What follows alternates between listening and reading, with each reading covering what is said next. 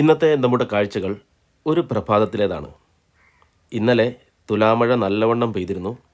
എന്നാൽ പോലും നേരം വെളുത്തപ്പോൾ മഴയുടെ പ്രശ്നമൊന്നുമില്ല, നല്ല മഞ്ഞുമാണ്. വളരെ നേർത്ത മഞ്ഞ് അന്തരീക്ഷത്തിലാകെ ഇങ്ങനെ പരന്നൊഴുകുന്നുണ്ട്.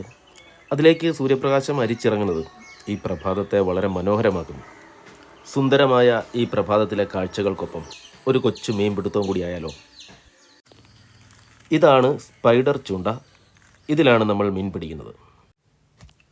ചൂണ്ടയുമായി ധ്യാൻ കടവിലേക്ക് ഓടിക്കഴിഞ്ഞു. ദൈവിക്കും ചൂണ്ടിടാൻ ഇന്ന് ഞങ്ങളോടൊപ്പമുണ്ട്. വെള്ളത്തിൽ കുറച്ച് മഞ്ഞപ്പൊടി കലക്കി മൈദ നല്ലവണ്ണം കുഴച്ച് സെറ്റാക്കി എടുക്കുന്നതാണ് നമ്മുടെ തീറ്റി. തീറ്റി കുഴയ്ക്കൽ മാത്രമല്ല, തീറ്റി കുഴച്ചതിന് ശേഷം അതുകൊണ്ട് വിവിധതരം പ്രതിമകൾ ഉണ്ടാക്കൽ കൂടി ധ്യാനിൻ്റെ ഒരു പ്രധാന വിനോദമാണ്. ഈ ചൂണ്ടയുടെ നടുക്ക് ഒരു സ്പ്രിങ് കണ്ടല്ലോ, ആ സ്പ്രിങ്ങിലേക്കാണ് നമ്മൾ തീറ്റി പൊതിയുന്നത്. എന്നിട്ട് ചൂണ്ടയുടെ കൊളുത്ത് കുറച്ച് പുറത്ത് കാണുന്ന രീതിയിൽ അതിലേക്ക് സെറ്റ് ചെയ്യും. ഒരു സൈഡിൽ 8ഉം മറു സൈഡിൽ 8ഉമായി മൊത്തം 16 ചൂണ്ടകളാണ് ഈ ഒരൊറ്റ തീറ്റയിൽ നമ്മൾ സെറ്റ് ചെയ്തിരിക്കുന്നത്.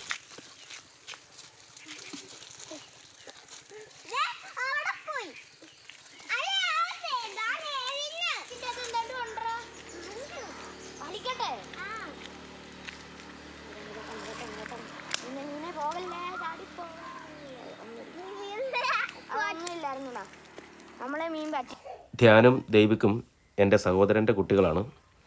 ഒഴിവ് ദിവസങ്ങളിൽ മിക്കവാറും രാവിലെയോ വൈകുന്നേരമോ ഈ ചൂണ്ടയിടൽ ഞങ്ങളുടെ ഒരു പതിവ് പരിപാടിയാണ്.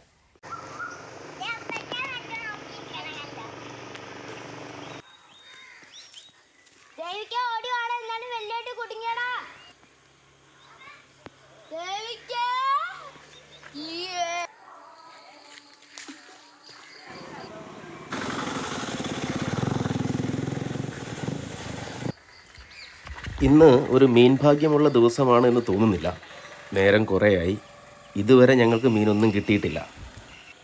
നമ്മുടെ ഈ സ്പൈഡർ ചൂണ്ടയ്ക്കൊരു പ്രത്യേകതയുള്ളത്, അതിട്ടിട്ട് നമുക്ക് കാഴ്ചകളൊക്കെ കണ്ടു നടക്കാം. മീനെങ്ങാനും വീഴുകയാണെങ്കിൽ അത് നൂല് വലിയുന്നത് നമ്മളറിയും. അപ്പോൾ വലിച്ചെടുത്താൽ മതിയാകും. കാത്തിരിപ്പ് തുടരുകയാണ്. ചായ പലവട്ടം കുടിച്ചു കഴിഞ്ഞു. കാഴ്ചകൾ പലതും കണ്ടു കഴിഞ്ഞു. സാധാരണഗതിയിൽ ചൂണ്ടയിടുമ്പോൾ മീനൊന്നും അധികം കിട്ടിയില്ലെങ്കിലും, മീൻ കിട്ടിയില്ലെങ്കിൽ തന്നെ വലിയ നിരാശയൊന്നുമില്ല. കാരണം അതൊരു രസത്തിന് വേണ്ടി ചൂണ്ടയിടുന്നതാണ്, ചൂണ്ടയിടാൻ വേണ്ടി ചൂണ്ടയിടുന്നു, അത്രേ ഉള്ളൂ.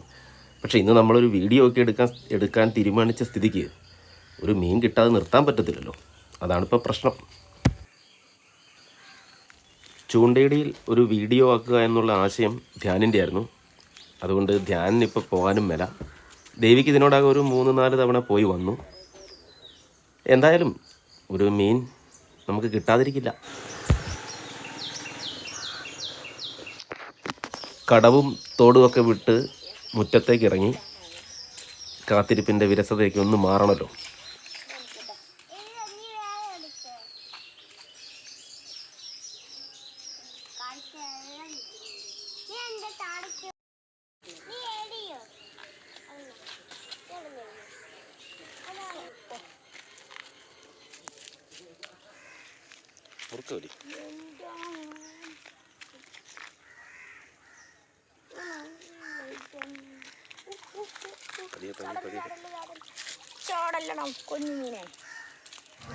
അവസാനം അത് സംഭവിച്ചു.